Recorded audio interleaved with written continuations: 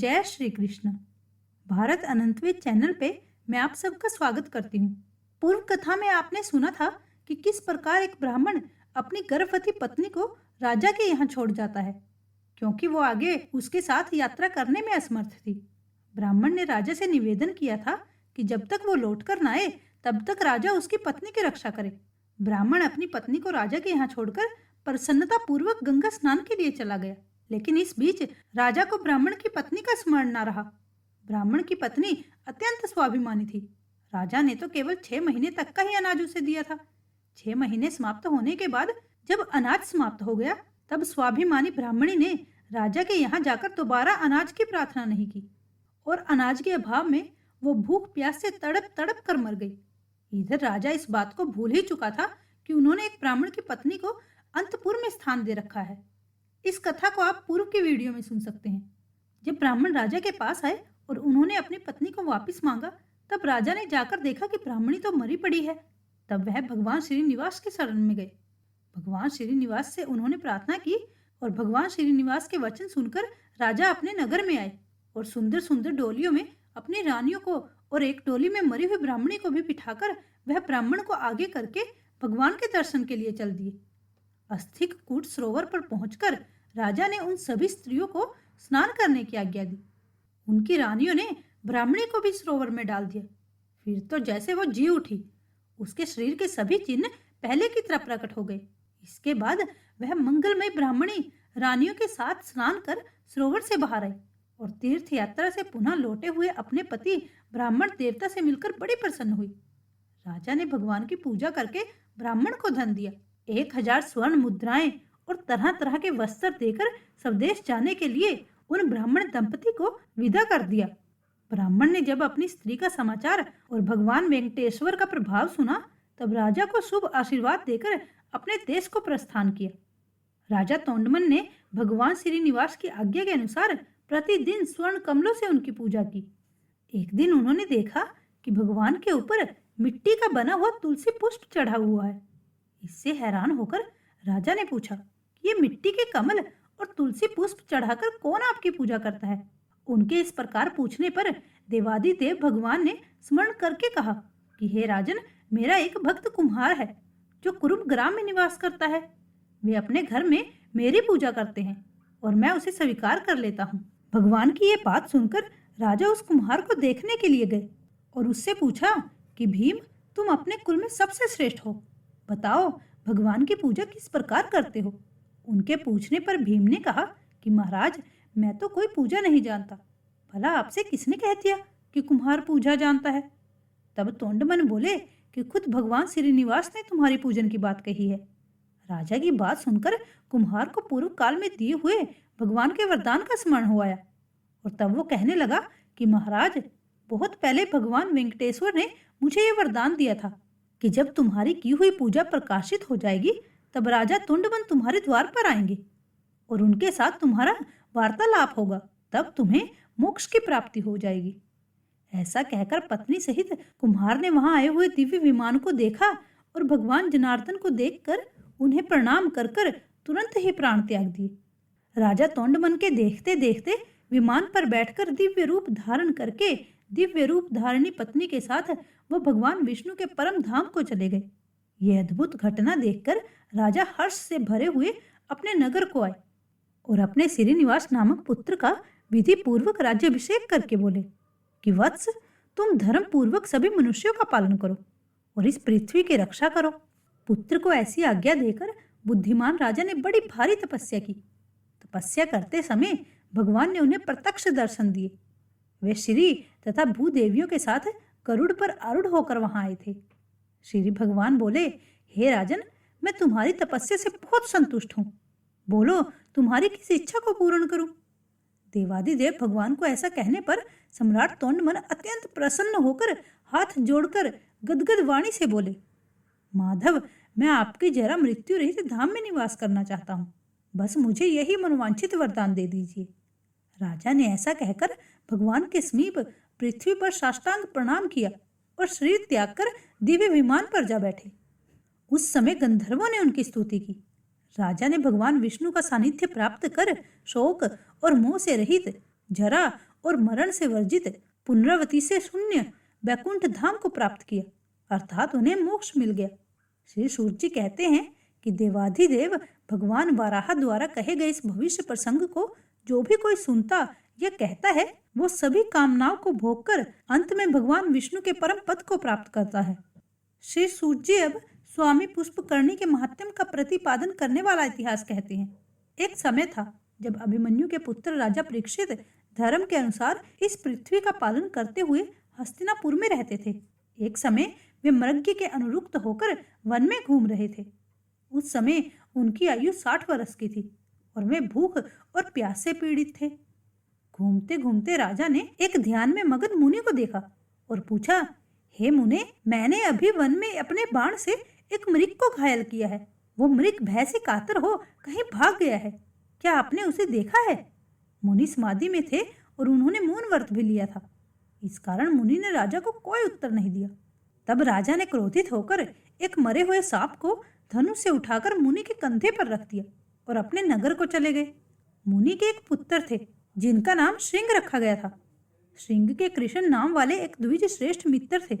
उसने विवाद में अपने मित्र श्रृंग से व्यंग पूर्वक कहा, सखे, तुम्हारे पिता इस समय मरे हुए सांप को कंधे पर ढो रहे हैं। तुम बहुत घमंड मत किया करो और मेरे आगे ये व्यर्थ क्रोध भी मत किया करो। ये सुनकर श्रृंग कुपित हो गए और शाप देते हुए बोले, जिस मूर्ख मनुष्य ने मेरे पिता के कंधे पर मरा हुआ ये सांप रखा है, वो 7वें दिन तक्षक नाग के काटने पर मृत्यु को प्राप्त हो जाएगा। इस प्रकार उस मुनि कुमार ने उत्तरानंदन परीक्षित को शाप दे डाला। उसके पिता शमीक मुनि ने जब ये सब सुना कि उनके पुत्र ने राजा को शाप दे डाला है, तब वे हैरान होते हुए बोले कि अरे, समस्त लोगों की रक्षा करने वाले राजा को तूने श्राप दे दिया। राजा के न रहने पर हम लोग संसार में सुख पूर्वक भला कैसे रह सकेंगे? क्रोध से पाप होता है और दया से सुख मिलता है। जो मनुष्य मन में आए हुए क्रोध को क्षमा से शांत कर देता है, वो इस लोक और परलोक में भी सुख का भागी होता है। क्षमा युक्त मनुष्य ही उत्तम श्रेय प्राप्त करता है। पुत्र को इस प्रकार समझाकर शमीक ने दमु नाम वाले अपने शिष्य से कहा कि हे वत्स, तुम जाकर राजा परीक्षित से मेरे पुत्र के दिए हुए श्राप का वृत्तांत, जिसमें तक्षक नाग के डसने की बात हो, बता दो। महामते, यह बताकर शीघ्र मेरे पास लौट आना। शमीक के ऐसा कहने पर राजा से सारी बात कहकर दोरमुख शीघ्र ही वापस लौट आया। उसके जाने पर राजा ने गंगा के बीच धारा में एक ही खंबे का एक बहुत ऊंचा और विस्तृत मंडप बनवाया और भगवान विष्णु के प्रति भक्ति भाव बढ़ाते हुए अनेक देव ऋषि, ब्रह्म ऋषि तथा राज ऋषियों के साथ वे उस ऊंचे मंडप पे रहने लगे। उसी अवसर पर मंत्र जानने वालों में श्रेष्ठ कश्यप नामक एक ब्राह्मण, जो तक्षक के महान विष से राजा के प्राण रक्षा करने के लिए 7वें दिन वहां जा रहे थे, दरिद्रता के कारण राजा से धन प्राप्त करने की इच्छा रखते थे। इसी बीच तक्षक नाग ने ब्राह्मण का रूप धारण कर उसका मार्ग रोक लिया। कश्यप को देखकर उसने पूछा, हे ब्राह्मण महामुने, तुम कहाँ जा रहे हो? कृपया मुझे ये बताओ। कश्यप ने उत्तर दिया, आज महाराज परीक्षित को तक्षक नाग अपने विष से जलाने वाला है और मैं उसके विष को शांत करने के लिए महाराज के पास जा रहा हूँ। तब तक्षक ने कहा, हे विप्र, मैं ही तक्षक हूँ। मैं जिसे भी काट लूँ उसकी चिकित्सा 100 वर्षों में भी 10,000 महामंत्रों से भी नहीं हो सकती। अगर तुम मेरे द्वारा काटे गए को अपनी चिकित्सा से पुनर्जीवित करने की शक्ति रखते हो तो इस ऊंचे वृक्ष को मैं डसूंगा, तुम इसे बचा लो। ऐसा कहकर तक्ष ने वृक्ष को डस लिया और उस अत्यंत ऊंचे और हरे भरे वृक्ष को तुरंत ही जलाकर भस्म कर दिया। उस वृक्ष पर पहले से ही एक मनुष्य चढ़ा हुआ था, वो भी तक्षक के विष की ज्वाला से जल गया।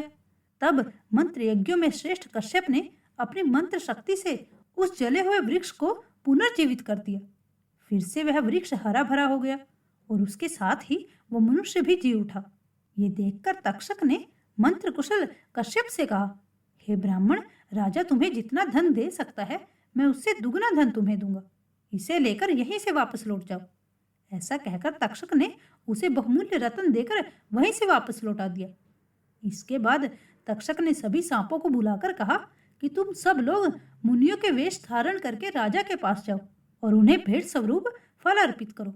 तब सभी सर्प राजा को फल देने लगे। उस समय तक्षक भी एक बेर के फल में कीड़े का रूप धारण करके राजा को डसने के लिए बैठ गया। ब्राह्मण रूपी सर्पों के दिए हुए सभी फल राजा परीक्षित ने बुजुर्ग महिला को दे दिए और कौतूहलवश एक मोटे फल को अपने हाथ में ले लिया। इसी समय सूर्य भी अस्त होने लगे। उस फल में सभी लोगों ने और राजा ने एक लाल रंग का कीड़ा देखा। वही तक्षक था। उसने शीघ्र ही फल से निकलकर राजा के शरीर को लपेट लिया और ये देखकर कि तक्षक के अत्यंत प्रबल विष से राजा परीक्षित मंडप सहित जलकर भस्म हो गए, आसपास बैठे हुए सभी लोग भय से भाग गए। पुरोहित और मंत्रियों ने राजा का दैहिक संस्कार करके प्रजा की रक्षा के लिए उनके पुत्र जन्मजय को राजा के पद पर अभिषिक्त कर दिया। तक्षक से राजा की रक्षा करने के लिए जो कश्यप नामक ब्राह्मण आया था, उसकी सभी लोगों ने निंदा की। अंत में वह कश्यप शाकल मुनि की शरण में गया और उन्हें प्रणाम करके बोला कि भगवान, आप सभी धर्मों के ज्ञाता और भगवान विष्णु के प्रिय भक्त हैं। ये मुनि, ब्राह्मण और अन्य लोग जो मेरी निंदा करते हैं, इसका क्या कारण है यह मैं नहीं जानता। अगर आप जानते हो तो कृपया बताइए। तब महामुनि शाकल ने क्षण भर में ध्यान करके कश्यप से कहा कि तुम तक्षक से महाराज परीक्षित को बचाने के लिए जा रहे थे, किंतु बीच मार्ग में तक्षक ने तुम्हें मना कर दिया। जो मनुष्य विष, रोग आदि की चिकित्सा करने में समर्थ होकर भी काम, क्रोध, भय, लोभ अथवा मोह से पीड़ित होकर मनुष्य की रक्षा नहीं कर सकता, वह ब्रह्म हत्यारा, शराबी, चोर, गुरु, पत्नीगामी और इन सबके ससग्र दोष से दूषित हो जाता है और उसके उद्धार का फिर कोई उपाय नहीं रहता। महाराज परीक्षित पवित्र यश वाले धर्मात्मा, विष्णु भक्त, महायोगी तथा चारों वर्णों की रक्षा करने वाले थे। उन्होंने व्यास पुत्र सुखदेव जी से भक्ति पूर्वक श्रीमद् भगवत की कथा भी सुनी थी। ऐसे पुण्यात्मा राजा की रक्षा न करके जो तुम तक्षक के कहने से दोगुना धन लेकर मार्ग से ही लौट गए, उसी कारण से श्रेष्ठ ब्राह्मण और बंधु बांधव तुम्हारी निंदा कर रहे हैं। मरने वाले मनुष्य के प्राण जब तक कंठ में रहते हैं तब तक उसकी चिकित्सा अवश्य ही करनी चाहिए। और तुमने क्या किया? तुमने तो चिकित्सा करने में समर्थ होकर भी उनकी दवा किए बिना आदि मार्ग से लौट गए, इसीलिए तुम वास्तव में निंदा के पात्र हो। ये सब सुनकर काश्यप बोले कि उत्तम व्रत का पालन करने वाले हे शाकल जी, मेरे दोष की शांति के लिए कृपया कोई उपाय बताइए जिससे मेरे बंधु बांधव और सुहृद मुझे ग्रहण कर सके। आप तो भगवान के प्रिय भक्त हैं, मुझ पर अवश्य ही कृपा करें। तब मुनिवर शाकल ने क्षण भर ध्यान करके कृपा पूर्वक काश्यप से कहा, हे ब्राह्मण, इस पाप की शांति के लिए मैं तुम्हें एक उपाय बताता हूँ। सुवर्णमुखी नदी के तट पर भगवान लक्ष्मीपति की निवास भूमि है, जिसका नाम तिरुमाला है, जो सभी लोगों में पूजित है। उसका दूसरा नाम शेषाचल भी है। वो परम पवित्र तथा देवता और दानवों से भी वंदित है। ब्रह्म हत्या, सूरापान तथा स्वर्ण चोरी आदि बड़े बड़े पापों का वो नाश करने वाली है। उसी पर्वत पर स्वामी पुष्करणी है, जो सब पापों को नाश करने वाले हैं। वे मंगलदायिनी पुष्करणी भगवान श्री निवास के स्थान से उत्तर दिशा में है। तुम कल्याणमयी स्वामी पुष्करणी में संकल्प पूर्वक स्नान करो, फिर पश्चिम तट पर बसे हुए वराह स्वामी की सेवा करके भगवान के मुख्य मंदिर में जाओ। वहां भक्तों को अभय प्रदान करने वाले शंख चक्रधारी, वनमाला विभूषित, स्वर्ण चूड़ा वंदित स्वामी पुष्करणी नदी में नियम पूर्वक स्नान करें। कश्यप ऋषि के ऐसा करने पर वे शुद्ध और स्वस्थ हो गए और उनके पाप का प्रायश्चित भी हो गया। फिर सब बंधु बांधवों ने उनका विधि पूर्वक पूजन करके कहा कि आप निसंदेह हमारे पूज्य हैं। भक्तों, इस प्रकार मैंने आप लोगों से वेंकटाचल की महिमा का वर्णन किया है। जो मनुष्य भक्ति पूर्वक इसे सुनता या कहता है, वो विष्णु लोक में प्रतिष्ठित होता है। जय श्री कृष्ण। उम्मीद है आपको हमारी ये कथा पसंद आई हो। अगर आपको ये कथा रोचक लगी हो तो कृपया हमारे चैनल को सब्सक्राइब करना मत भूलिएगा। जय श्री हरि।